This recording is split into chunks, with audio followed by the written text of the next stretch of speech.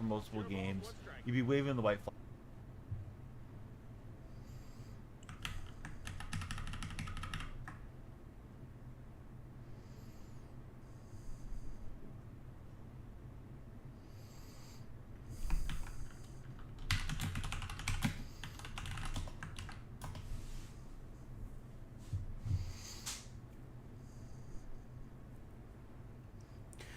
Good morning. Good morning. Alright, so today we're going to continue to bring my game into existence. So, that means I have to do stuff. I need to put things in the to-do list. This is what I got done yesterday.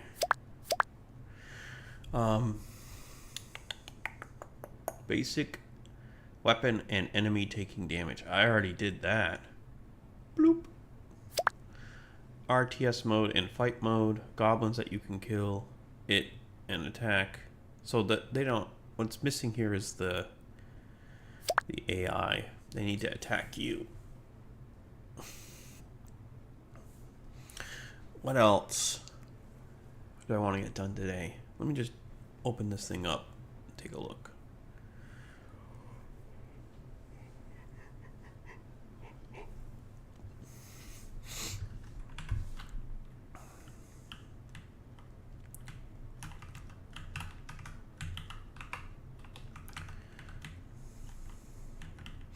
I think what could be nice is to build the world out.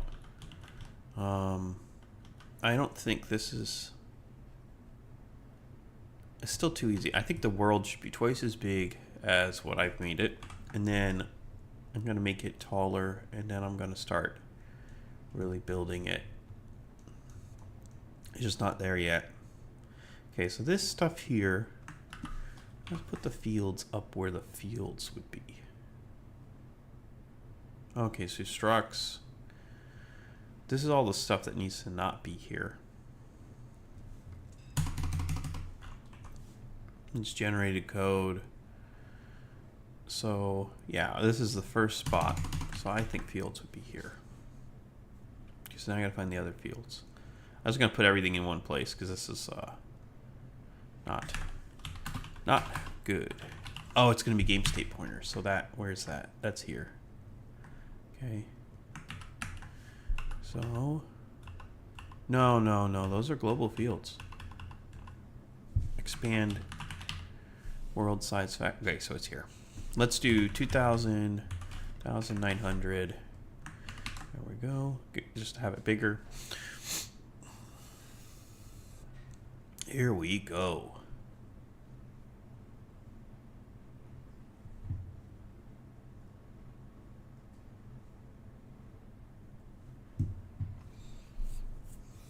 Okay, so now let's, oops. I think I hit both, so let me see what happened. Internal update, no client. Okay, so that was something I did. Let me try that again. Bam, okay. Accidentally hit, like, I think both. Okay, so we're hitting the O button. It's gonna expand the world. If I'm standing here and the world's expanding, I'm gonna still be here. The only reason you notice that the world's expanding, by the way, is I have the grid underneath. That's its main purpose. Okay, so now I'm on this team. I probably need to make their bases bigger, but I'm in here, and I'm going through the wilderness. Walk, walk, walk, walk, walk, walk, walk, walk, walk. Walk. Walk, walk, walk, walk, walk. Walk, walk, walk, walk, walk. So there's enough space, I think now, that it makes sense.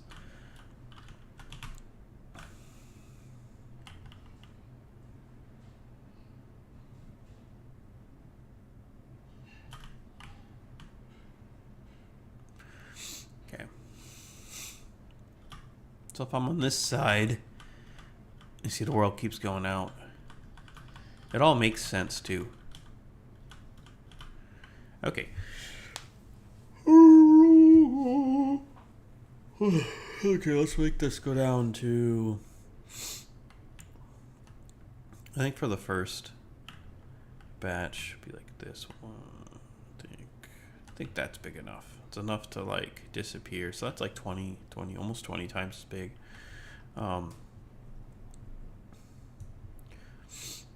Yep. Okay, so it's like the world's worst way to do it, but expand factor. Okay, so expand world factor. We want to go to rendering, UI rendering. This is not it. And actually, oops. Expand world factor. I'll get rid of this. And then down here, the height's like the same. It's 50. Or width. So let's just make them all 500. Height. Okay, so that would get me 1, 2, 3, 4. That should get everything to be bigger. Great.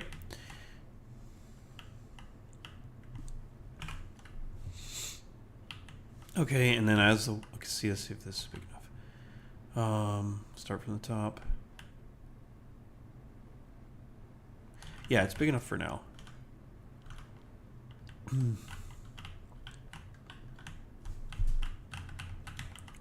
I could put a nice like textured bottom layer.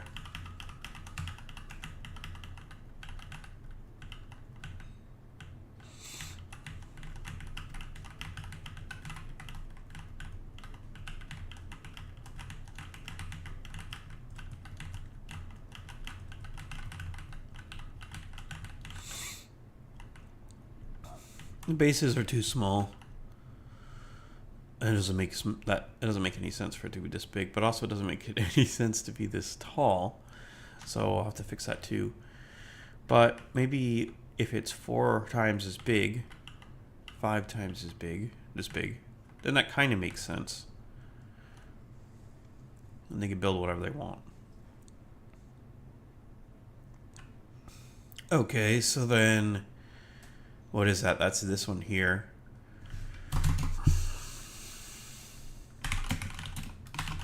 And for now, we're just going to make this an int equals to 50, replace everything, and then 50, 50, 50, and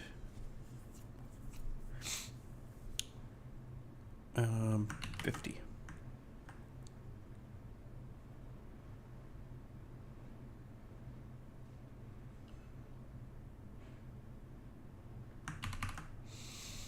Okay, let's see if that works. No, it didn't. Because I didn't compile. I did compile. How did that not work? Oh, I still have it at 50. So let's just see if it looks like it did before. And it does. Everything looks fine when it expands and de-expands. So let's go back here. Now we're going to change you to 500 and run that. Let's see, that's too big. That's too big. It's way too big. It probably needs to be 250 or 300. Yeah, this is nice actually. It's nice and big, but let's make it go down 1, 2, 3. So 150 less. Just get a little bit more cramped. So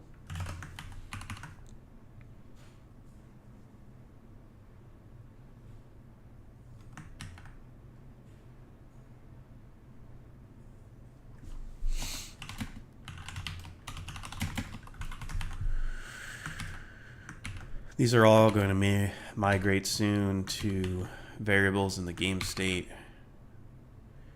So just keep on trucking along here. Jump in, boom. Okay, great. So the world's that big. Base is that big. World expands.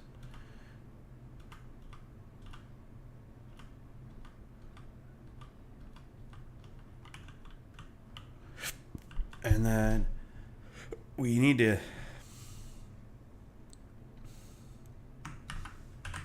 take these variables, put them in game state pointer. We'll put them here for now. base size, world size, and then what we need to do is check out the expand world factor, because I have some, I'm pretty sure I have a variable in there that's, you know, the one. So then it says middle point. See, this middle point is the problem. So let's find how we're calculating that middle point. Middle point is calculated using 50, which is the base size. And okay, great, that's it. That's all I need. And jump back in here.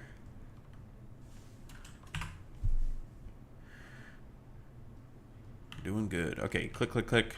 And then if I'm expanding the world here, yes, there we go. That's good. Yep.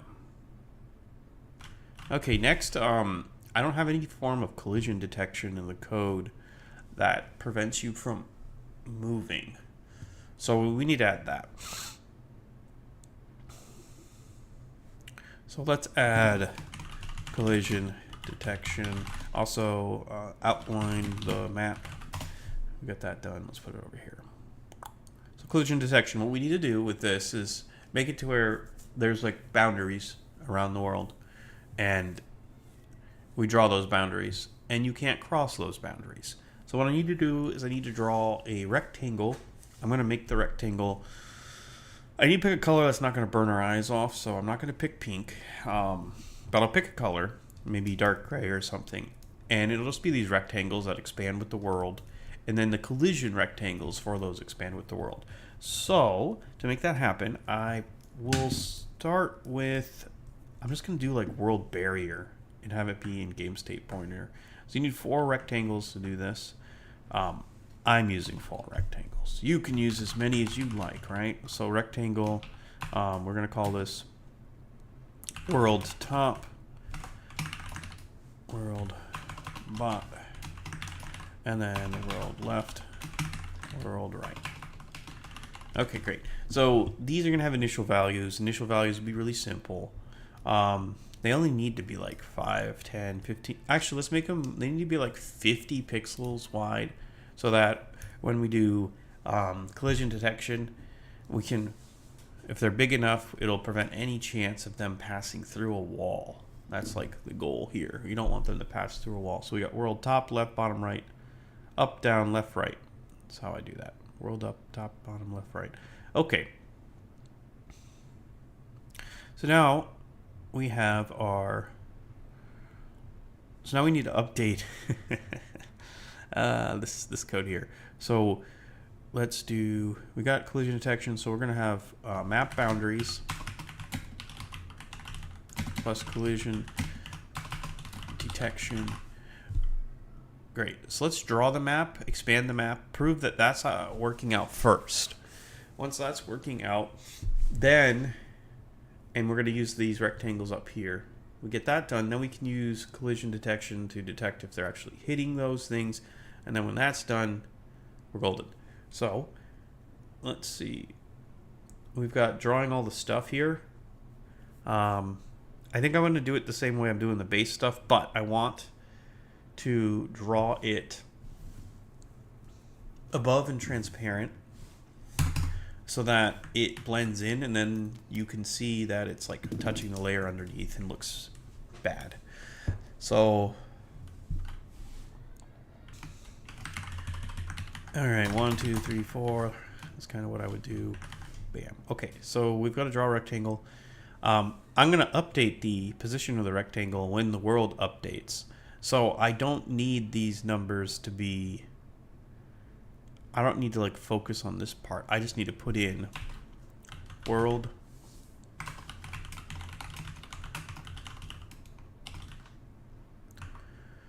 X and then Y and then Z.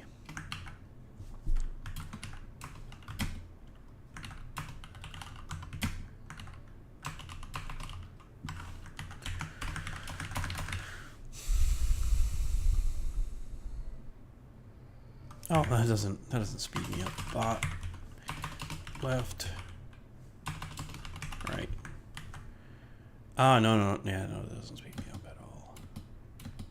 The only way this would speed up is if I did something like this. And then did this.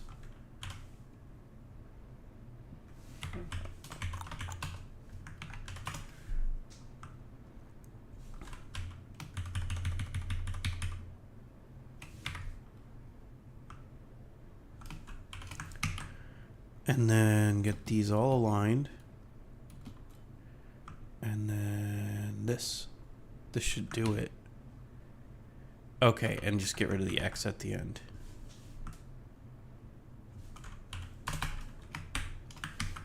Okay. You gotta love it when they decide that they want to move the text for you when you make a change. Didn't ask for it. Did it anyways. Bam. Okay, great. We got all those done.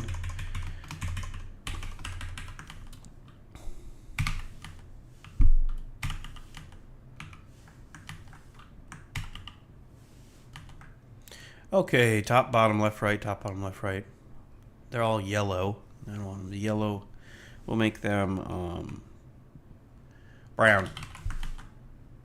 Brown. Have them be brown. Okay, run. And there should be nothing. Yeah, there's nothing.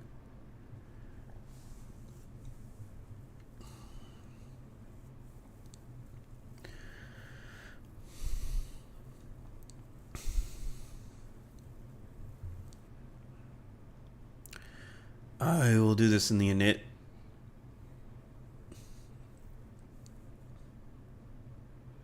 Expand world size here. Okay.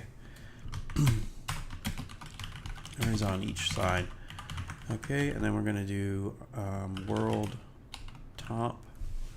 You're gonna copy this stuff right here, because these are your 4 sectors. So this would be a good reference point.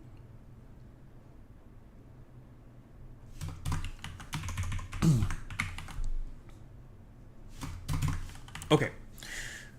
So my rectangles are all going to have X on them. So we're going to do world top equals rectangle that. And then we're going to be 5 for 5, yeah, 5.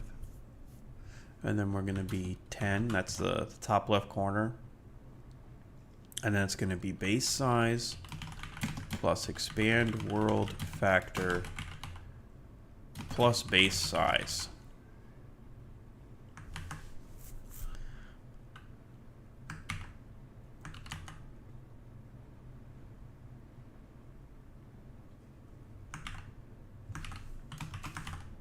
Great.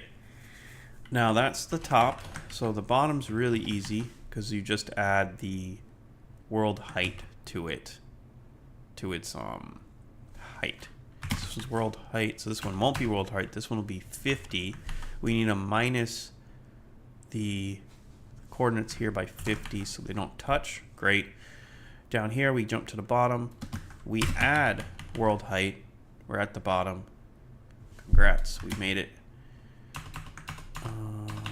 So 50 is the height. So here we would want to add world height to the y coordinates. Great. So we got those ones done. That's top and bottom. Let's look at top and bottom. See if it's working.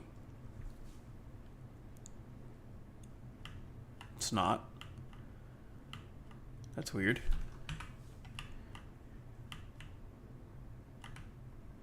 Brown's working. You know what? What's wrong is we're not going. Went too far up. If I keep going up, I should see brown, right? That's what I was thinking, but it's not showing up. Okay, so take a look. Check our assumptions here. So trap rectangle starts at 510. So if we start at 510 minus 50. And we do the base size, world size, base size, we should be fine. It's minus 10. It's minus 40. Oh, yep. Okay.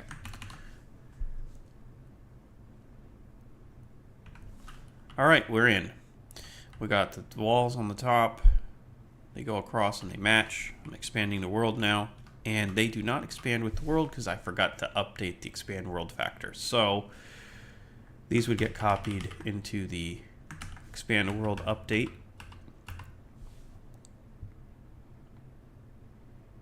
Which would be in here. And we'll just do this. Save. Run it again. Test.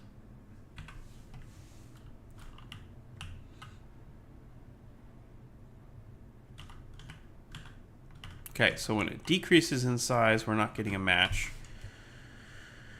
So what happened here? Update expand world.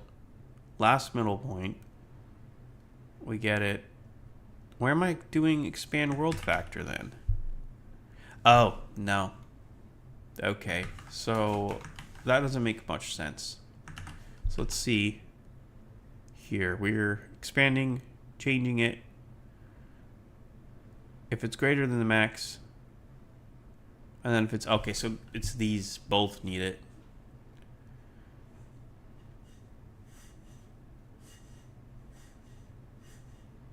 So what am I doing here though? Why are they different?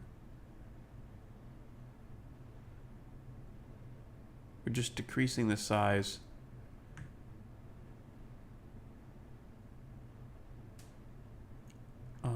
I need to read. I gotta read. Okay.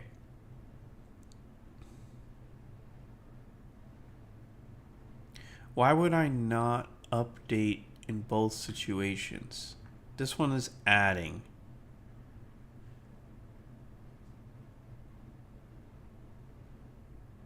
Yeah, the units in the game, when you decrease size, when they hit that, I guess they never do hit the 0 point, but here, when I shrink the world, oh, the world's never supposed to shrink. That's, it's not supposed to happen. But anyways,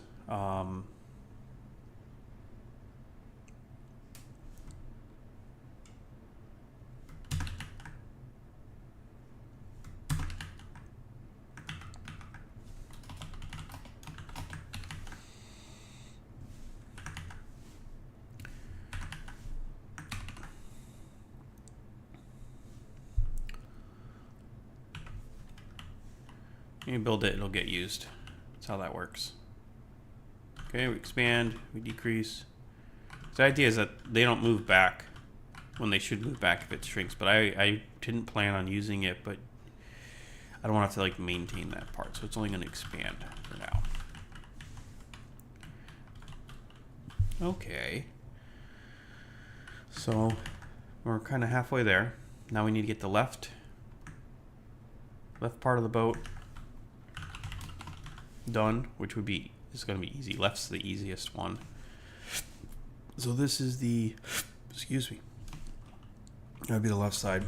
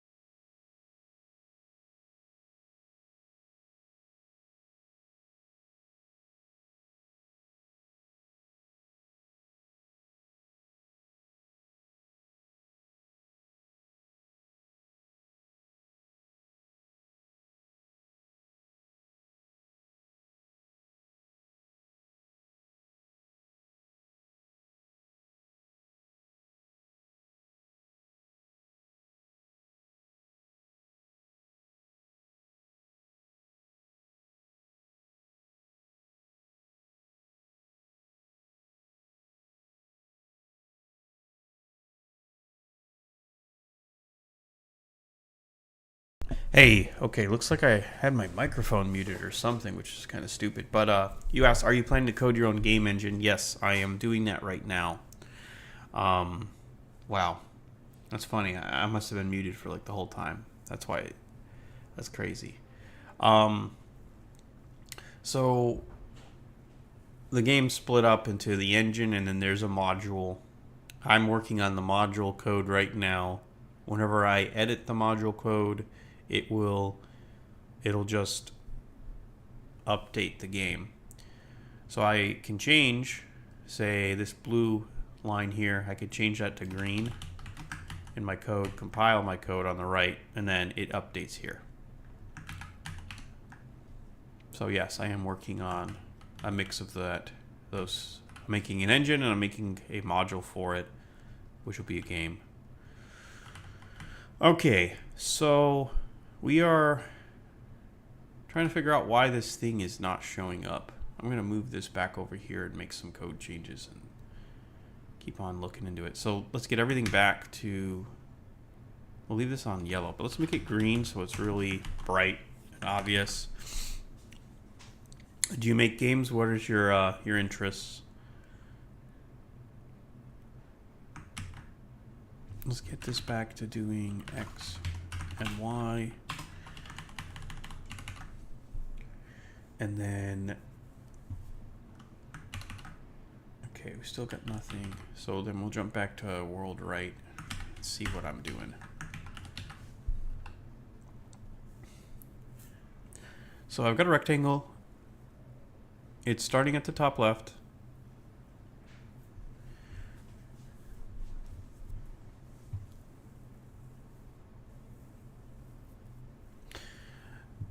So ENET says it is pretty impressive, NGL, not gonna lie. I am a vulnerability researcher and I usually work with C and A assembly. So seeing people write in C makes me interested. Great. C is the language. It is definitely worth investing time into.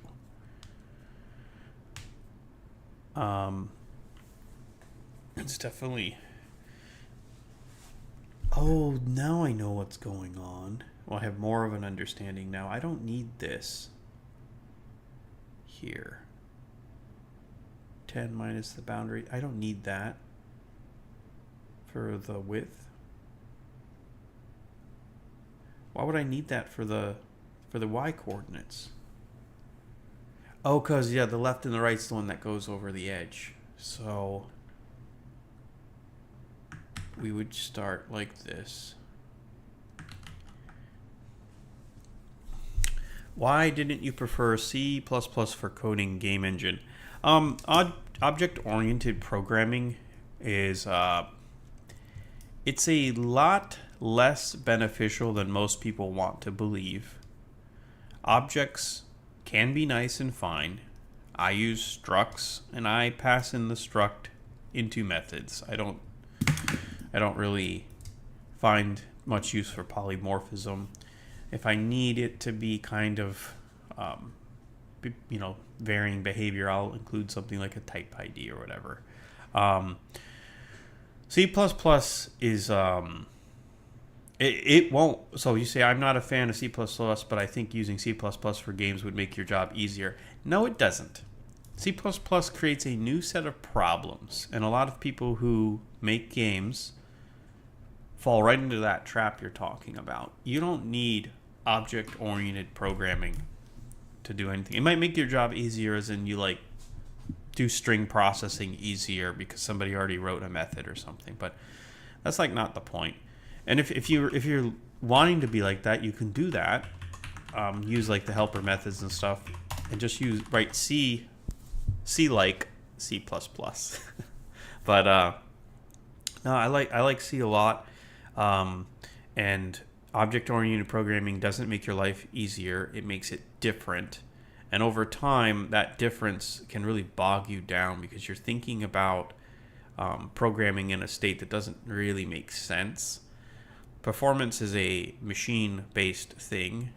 It depends on hardware, physical realities. Object-oriented programming lives in a fantasy world. So I don't do it. If I want to be able to optimize something, I'm going to do it in C. Also, it's ever since I started using C instead of C++ and C# to do all this stuff, it's been actually a lot easier for me. Oddly enough, I work through the difficult problems, solve them, and then I look back and I'm like, well, I could have gotten this done like a lot faster in C#, but I wouldn't understand how to write a packet properly or other things like that. I would have just been like packing it and it having errors and stuff. So I don't think it makes it easier. I think it makes it easier to make bigger mistakes. Having said that, there are a ton of people who use C++ to make games, and they're doing absolutely fine. Some companies, though, they let you use C++, but they make you write it like C.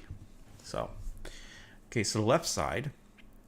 So now they're on top of each other, but what they really need to be doing is adding. So if you add the boundary size, and then you add the expand factor, and then if you add the base size again, then you should be on the right.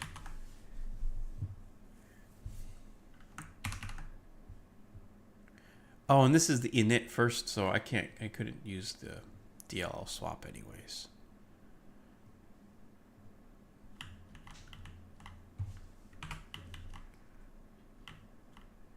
So why is it not showing up? This is like really nuts. I think I was just going to stop drawing the other ones. I'm going to stop drawing everything. Get rid of this. And this. Just draw it, because it's so odd that this is the one. This one doesn't show up at all. So I don't even know what I'm working with. You see that? It's not even here. Okay, so go all the way to the right. I still don't see it. See, this is why it was just not making any sense. Get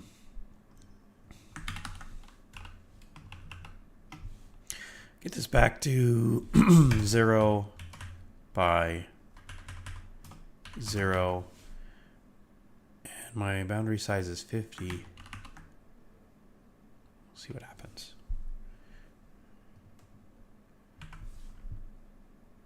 Again, it's still not here. So there's something, it could be something with the way I wrote that draw function for world right.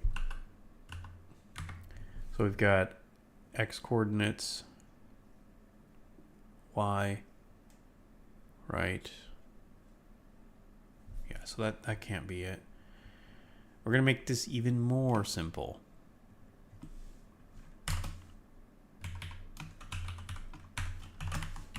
It should show up now. There should be no reason for it to not show up. Okay, there it is. So now it works. It shows up. Let's add the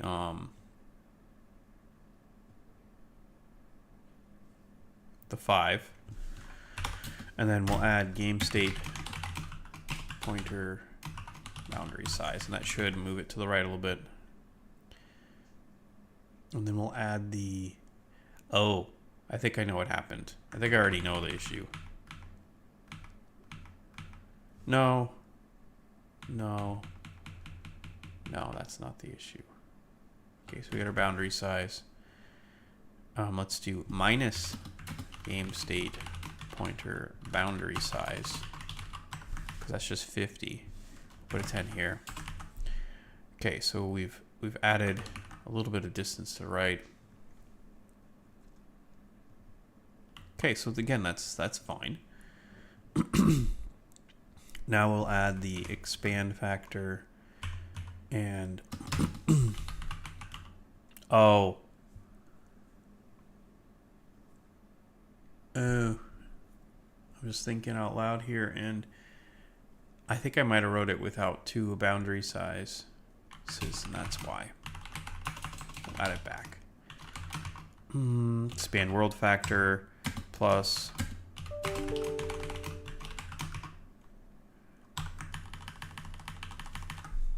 Okay, so that should get me all the way on the right. So let's just do a quick test of that.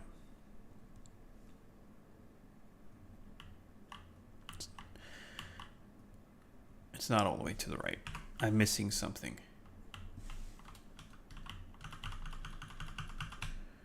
Okay, so let's draw everything else again because we've done the work to make it to where I can see things. And we'll move it down when we're done.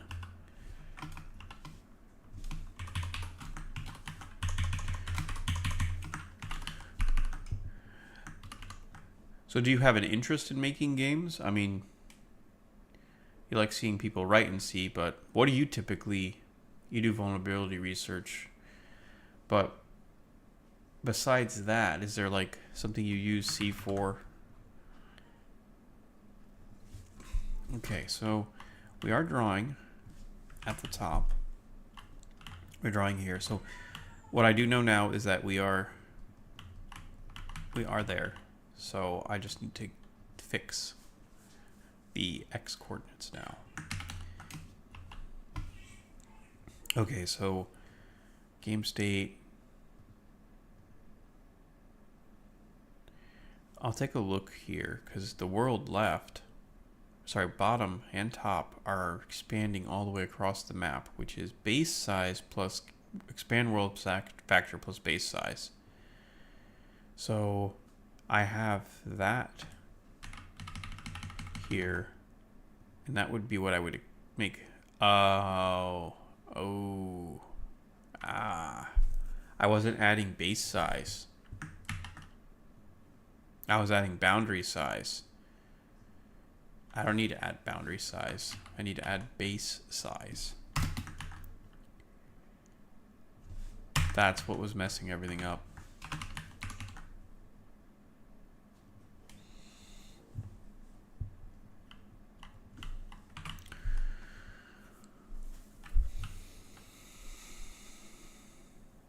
Okay, we're in the right spot. Now we just gotta use the height from the same as the left for the right. Great, and then we want boundary size. Great.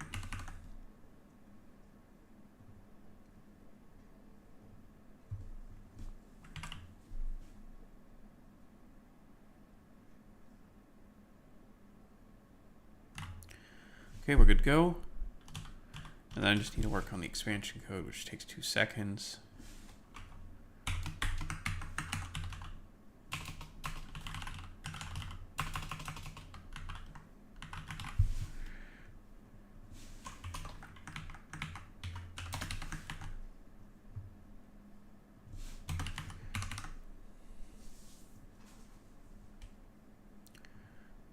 Okay, we've got our boundaries drawn. Next step will be to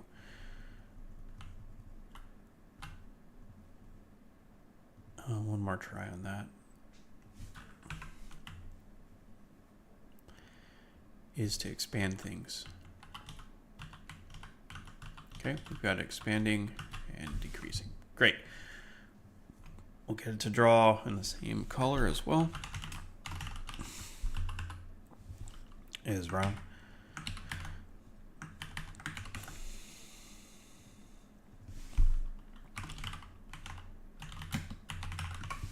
Boundaries are drawn. Next step would be to do the collision detection and prevent movement based off of that. And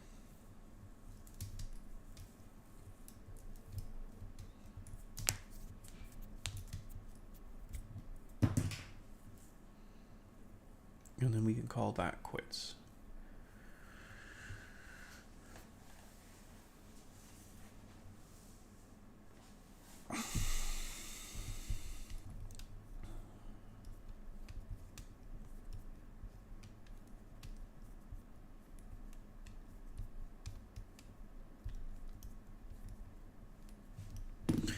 Okay.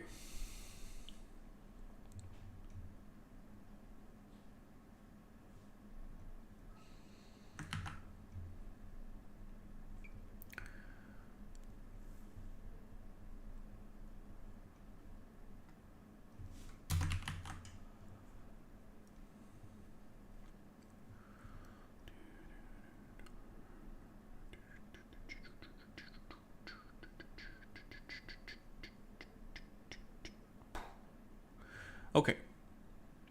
So we've got players. We've got time loop speed slowdowns. And then we've got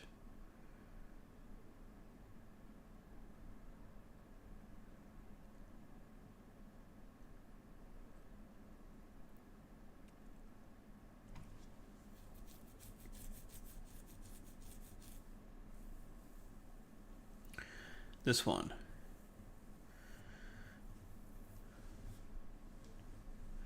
So we'll call this the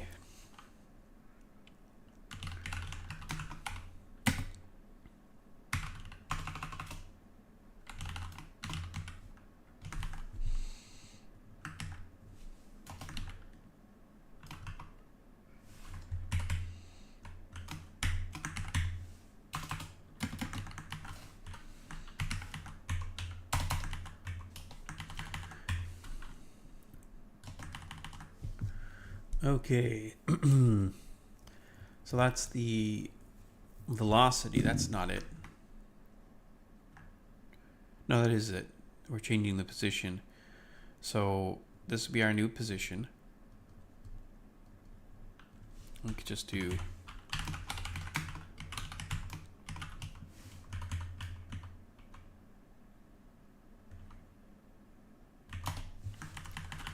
and that would be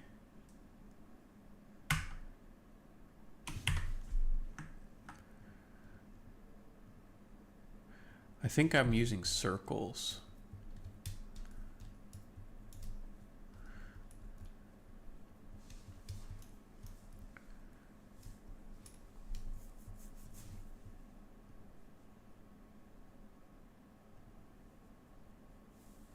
Okay, well, let's see. I have this somewhere else.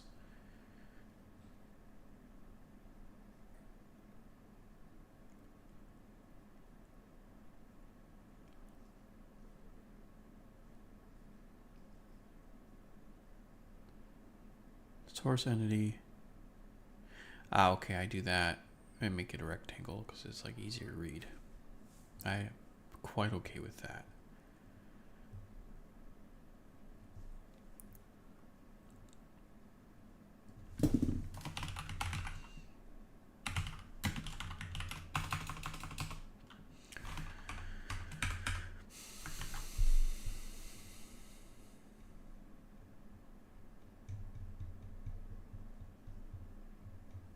Have it defined up there so I can just use it. So then we'll just do what I did up here. Ah, it's hard coded. Smart. Minus 15 would get me to the correct offset. And now we want to go against the wall. So we want this to check each wall. See if you're hitting it.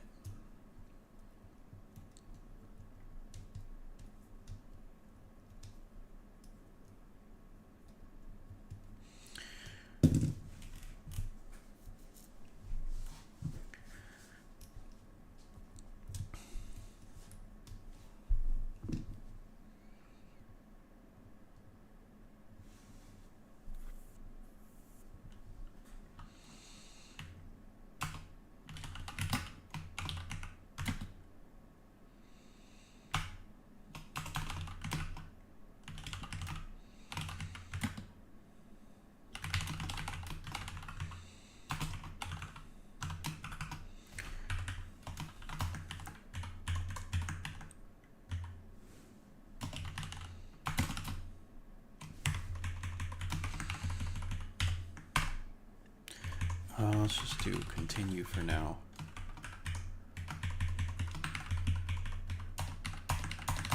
And then I will add the code I need for each one. And it's just, it's easy stuff. I already know how to do it. And then I'll also have it, like if you're hitting the wall, you're gonna just, it's gonna stop your movement. Up, down, left, right.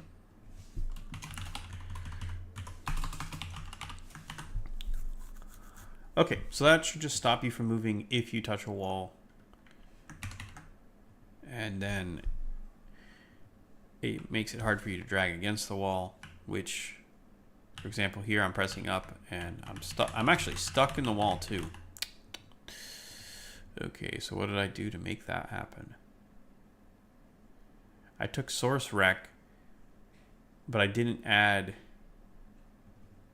test or vector to it.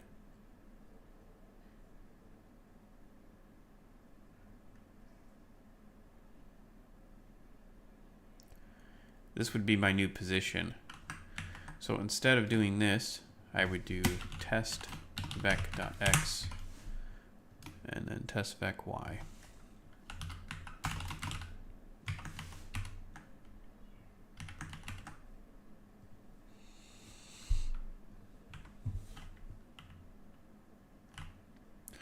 Okay, so now I hit the wall. Oh wow, I'm like a whole 50 off on that. That doesn't make any sense. Yeah, whole 50. 15 pixels. What is going on here? I'm guessing then that I don't need this, which is weird.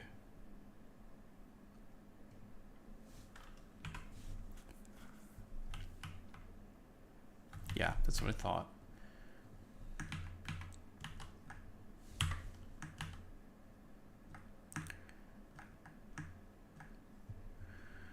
Let's just take a look and see again. So here, 5, minus 5, I did minus 15.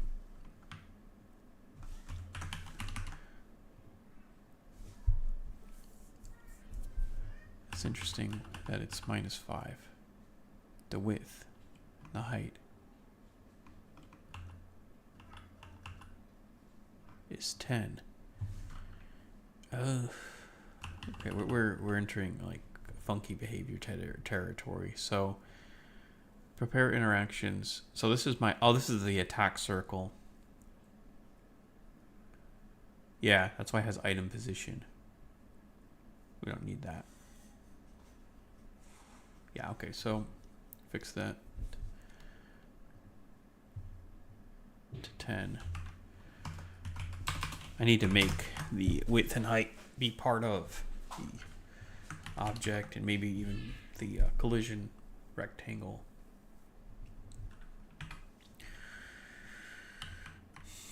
Bam. Okay, and I can escape.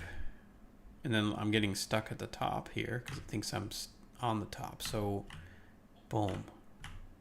Boom. Boom.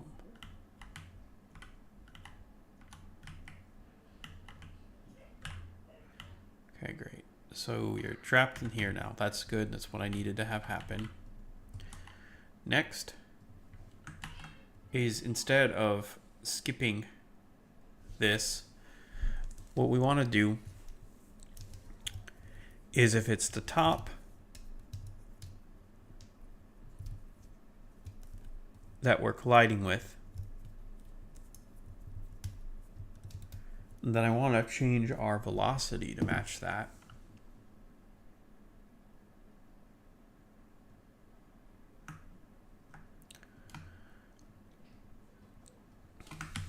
And instead of continuing, we do test vector, add this, and since it's the top that we've hit, this is a little easier than like the generic case where you're just hitting random things. I know that this is the top.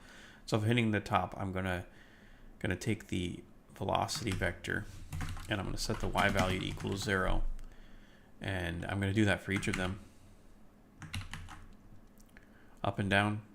And then this one will be x. And there we go.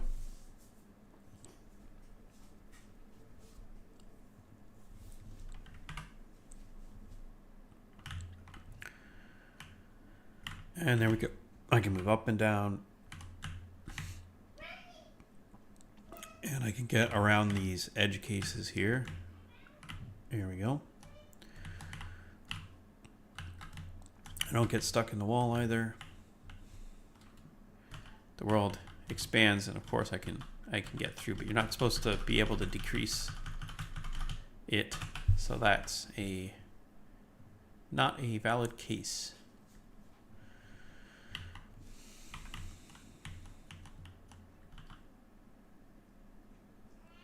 what I want to test is if you expand the world.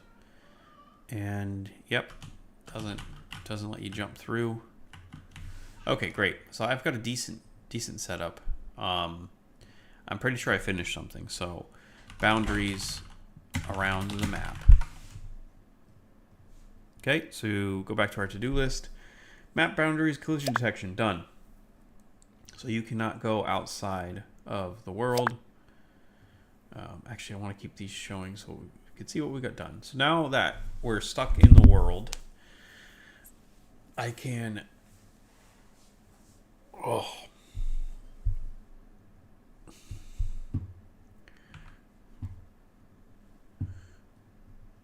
I can keep working on stuff. So now just a little bit of demo here. So I'm moving around. I can do things. Moving around here, and I can do things. Get to the expanded area over here. Aha! The game state is not showing up. So share the game state, the world state with the player when it changes. Also, the player should no longer be able to expand or shrink the world, so we're going to remove that ability. Only want the server to be able to do that.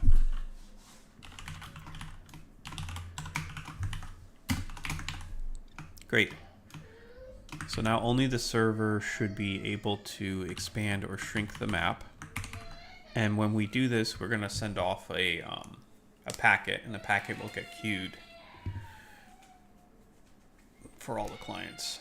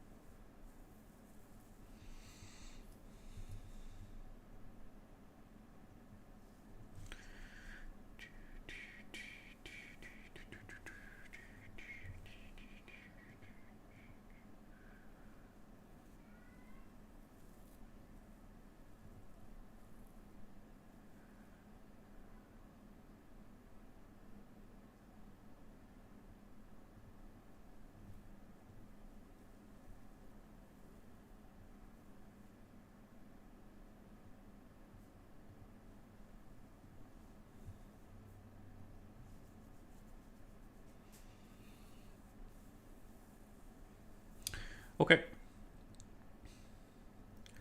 So we'll do a quick check on that. It's always good to do some tests. Shrinking the world. Okay, and then we'll start up a client. Client is here. He does not have the ability to expand or shrink the world. So now we need to sync the world data, because that's like not being synced right now. I only want to sync the world data when I'm updating it. Like I actually need to send more information. So this is kind of a as needed. And then there's things in the world, which are the entities, the doodads and things, which won't be drawn as part of that. So in here, right here, I would put it. So send packet to client with the -1 packet length. Okay, great. And this thing's going to be used in 2 places. So I think I'll just make an internal method to make the packet. So it'll be like internal update world expand, and then we'll pass in a packet, and then here we'll do packet. So that would be something like this.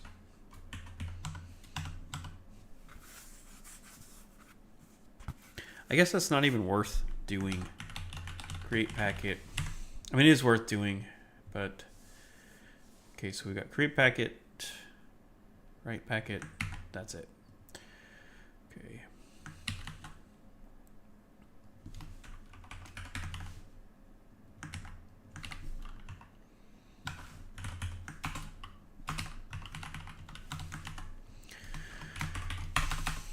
This will be server to client, and we will call this one update expand world. Send as much stuff as we want through.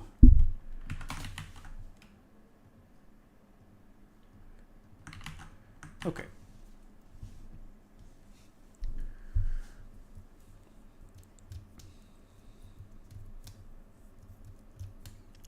Also want to send this as the initial thing. So we need to send the top, the bottom, top, bottom, right, and left rectangles, which we can just write as rectangles. And then we also need to send the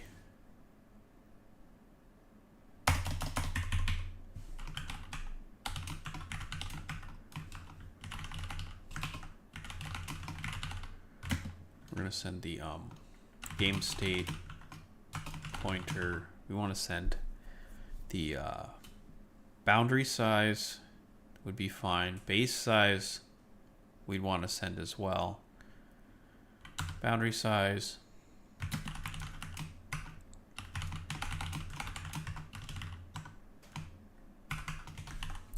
Boundary size is an int.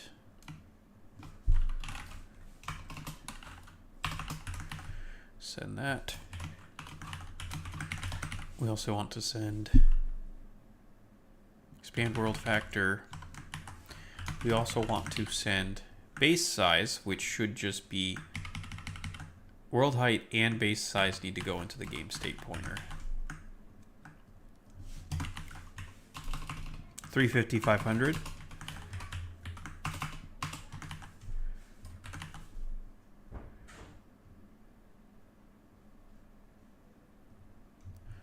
$350,500.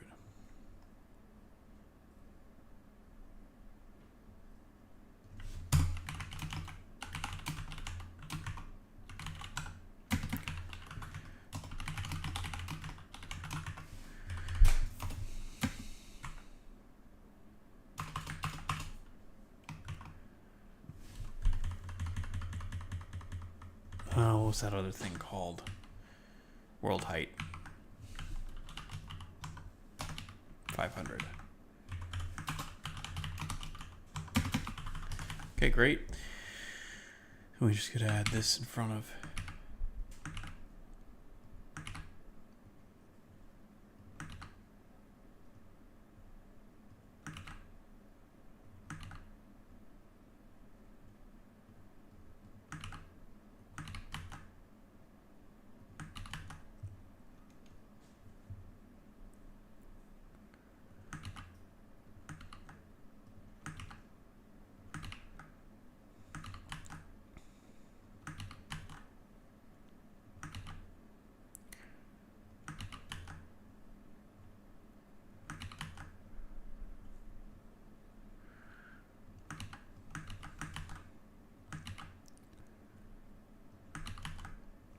Great.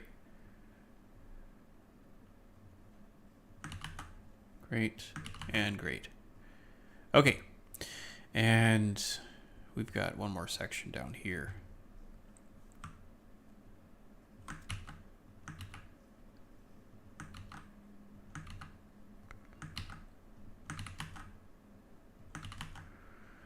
Okay. Perfect. Jump back up here.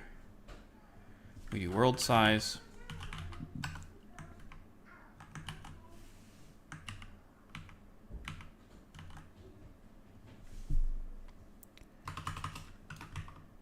World height.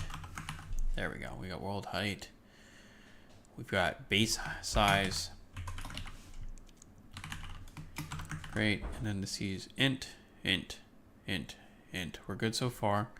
Now we want to add in the world top, bottom, left, right.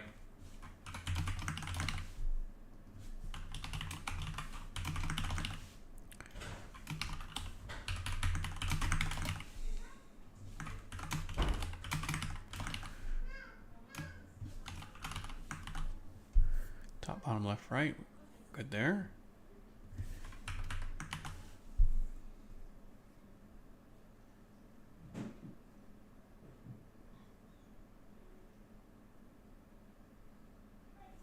Great.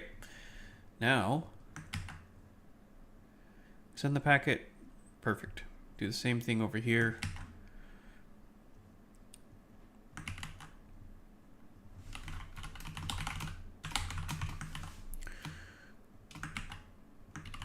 My favorite part about not using OOP is I never have to listen to stupid comments about do not repeat yourself. I'll put this in a method when I want to, if I need to. I don't care right now. It's not what I'm doing.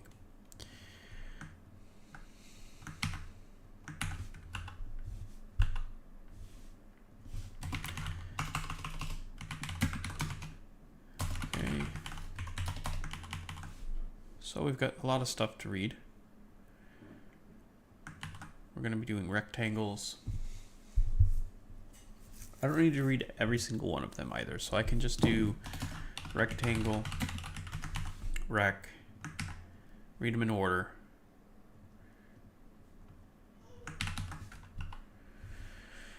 Okay, the best way to do this, just read it in reverse.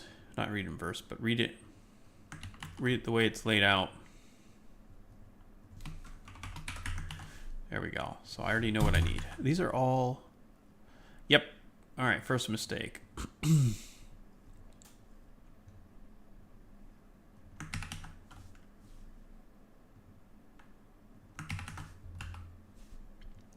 Is these are supposed to be rectangles.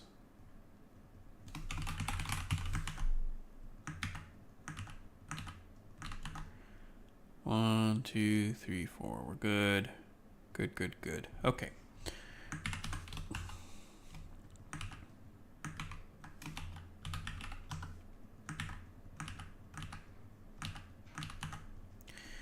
Up, down, left, right, and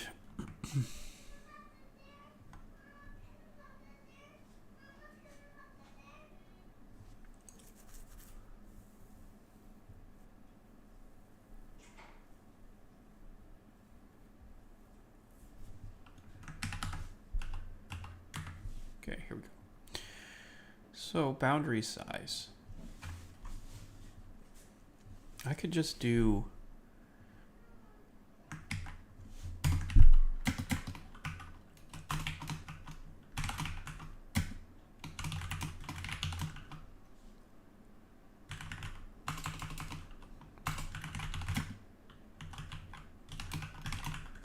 like that. And just go for it. Expand world factor, base size, world height. And then down here is where the rectangles are. So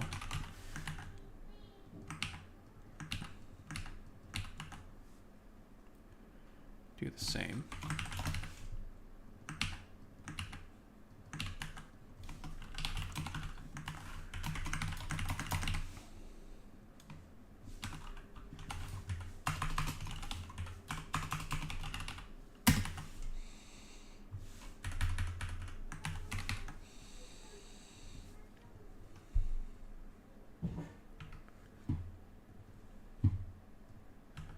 Okay, so I'll leave the client here, and then I'm going to go in the server side, moving around. I'm going to press the button that expands the world and shrinks the world, and looky there, things are shifting. So this is the what is this? I need to make it to where it tells you what it is. Okay, this is a client. So here I'm pressing the OMP expands the world, doesn't happen. I go over here, now I'm the server, so I'm the guy on the bottom. And I press the O button. And I can shrink and grow the world. Oh, I got stuck on the outside. But look at that. The client and the server are matching. And the expansion works, base size works, all that works. What is not working? Well, I don't see the client moving as the world expands. So I need to make the client follow the rules of world expansion, which is easy because that's this update world expansion. Update expand world, I think is what it's called. Yeah, in here. So instead of doing the whole, let's see, this has got a source thing. No, it doesn't. So instead of doing all of them,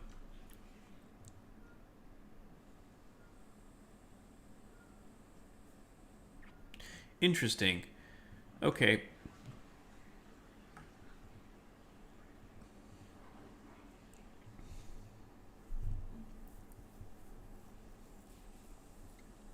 I should probably send the players new coordinates in this packet.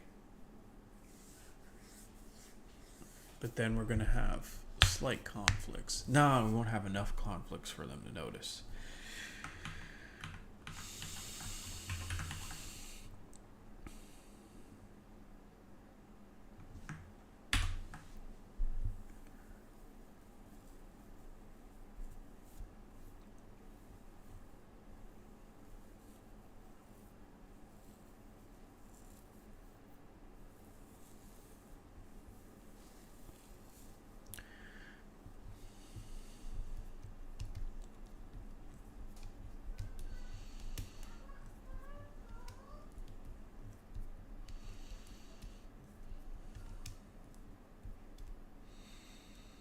Things are going to keep getting more and more complex.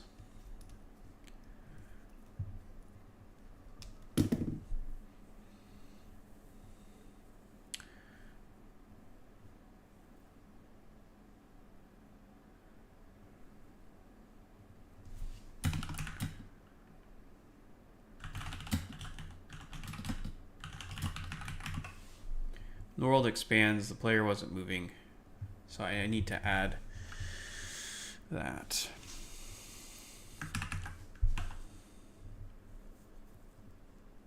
Yeah, and I need a way to force the player's position to update, so this is quite fine. So we received the packet. I might need to write a way to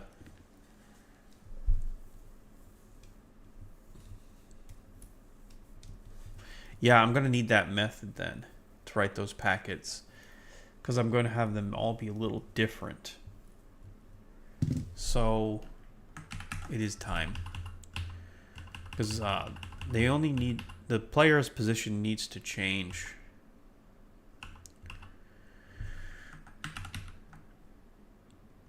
Player's position needs to change when the world expands, and the server controls world expansion.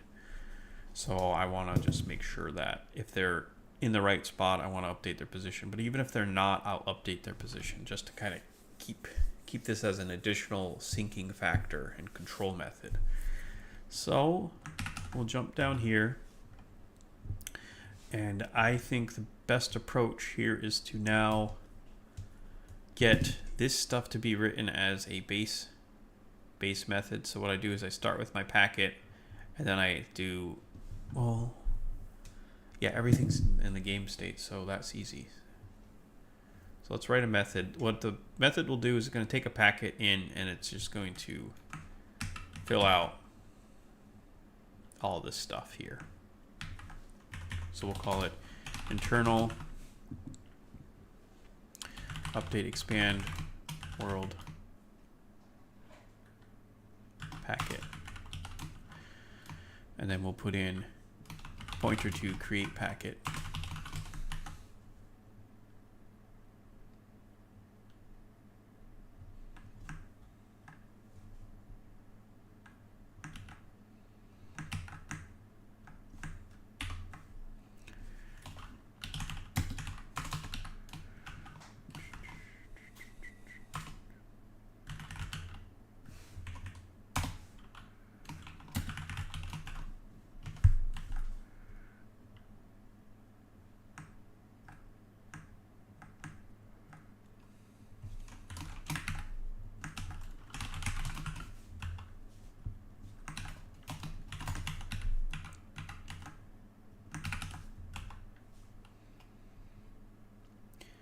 Okay. And then I will iterate through all the players and send them a packet that's a little different. So now this says write packet pointer. I cannot give them a double pointer. So there we go. Okay, we get all of that written out. And we're at the starting point. Perfect. We'll do the same for down here. Bam. Okay, great. Now we're... You know, the reason why I liked having this out here was because it helped find things. So for my sake, I'm going to put a comment here that says that. And a comment here that says that. Because I know how I search. I'm going to search on this and try to find all the places we're using this packet. And then that'll help me find it. Next, I need to iterate through all the users and then send the packets. So I'll do player clients and go that route. I guess what would happen is we have our create packet. So our loop would be here.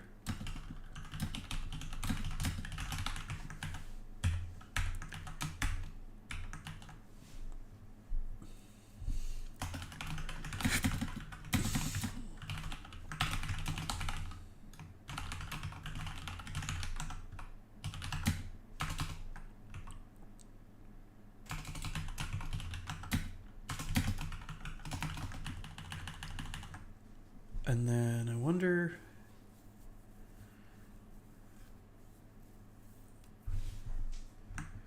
Send packet to client. Client ID. We send by client ID. I mean, I'm going to have to do a little bit more research and figure out some things. Let's just do this for fun.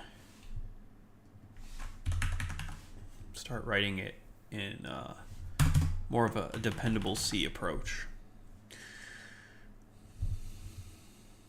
Okay, so create data length. We're setting everything. We got to have a new packet here, new buffer. Interesting. Oh yeah, because I started at 0. The data. I can't believe I did this. It works too. Okay. So then back to here, we add this, the data, and we keep looping through it. So I'm going to have to copy and paste that down here too. But let's just finish it up here. So we go through all this. Why don't I just write a method that does this?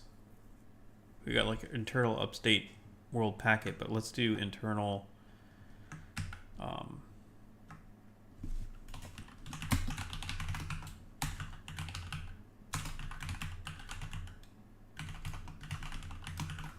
there we go. And then we'll go back down here. That. Great. And then what this will do is this will call this and do all that scaffolding stuff I've been doing. And then I can get rid of this here and put this instead.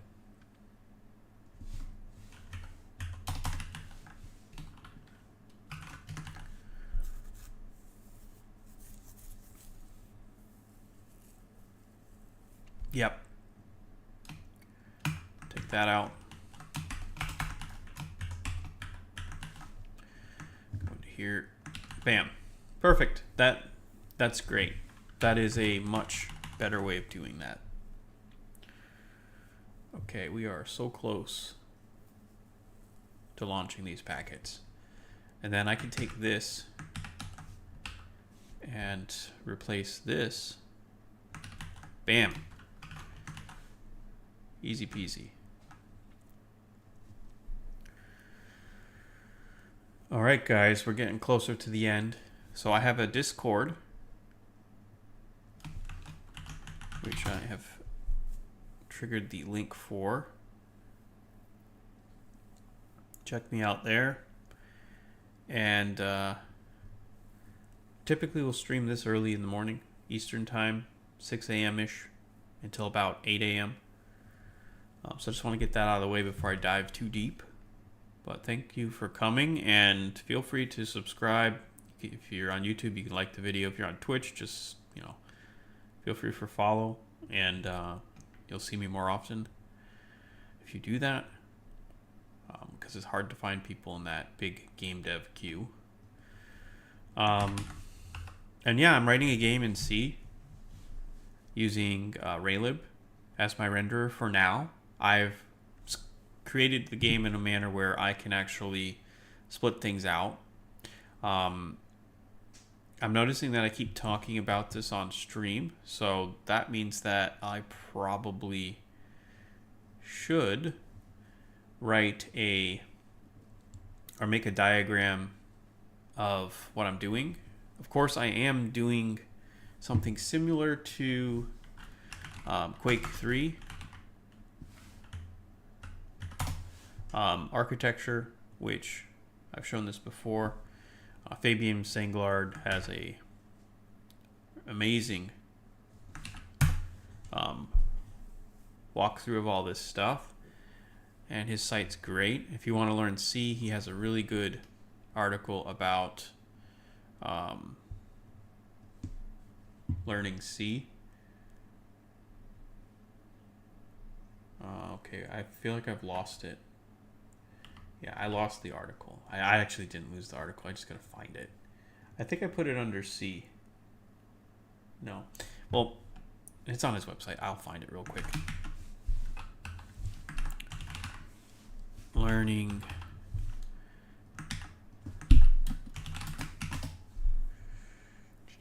to become a good C programmer. It's another good link from him. That's great.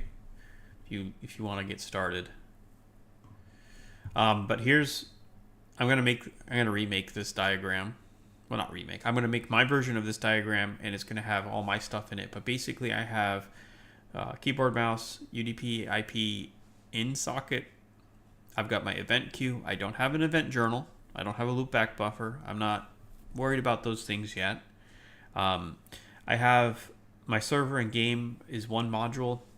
Here it's split. And so this boundary here is crossed using a DLL. So this is an EXE, and down here's a DLL. So what I would do is I'd put like my game EXE, and then I put a title here that says that it's the module DLL. And so this allows me to call back and forth to here. I have rendering happening from Raylib. I can actually take this and plug in a different one if I wanted to, because I'm in the process or not in the process, but I've set it up so I can do a wrapper. I have a sys event queue, and that's what's running all of this. So all packets go through this event queue. So then that passes into the DLL, and so it's a great read. It helps me structure it in a way that makes sense to me. It also allows me to do hot swapping of the modules, which has been very nice. It lets me test things very quickly. So I had a lot of fun with that. But yeah, I'm going to make a copy of this. Might as well just take the image and paste it into here for now. No. Yes.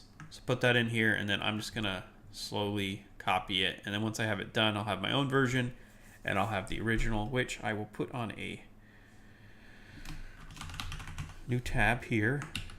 So I have it even when I'm done, because I'll delete it off of this one. So let's save this off somewhere that makes sense and just open it randomly on stream so that we have it for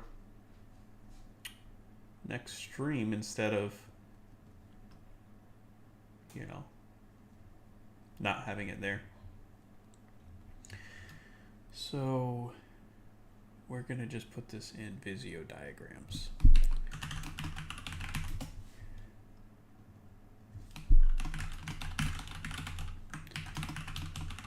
And the idea is that, that's open. I want to do save. The idea is that I would be using this engine to make multiple games, and I do have a stencil library. Okay, great. All right, everyone, I'm going to call it at this point. I was right in the middle of finishing this, so I'm going to put a big to-do in here. To-do, add all the client position data. Thanks. And then that would get added here.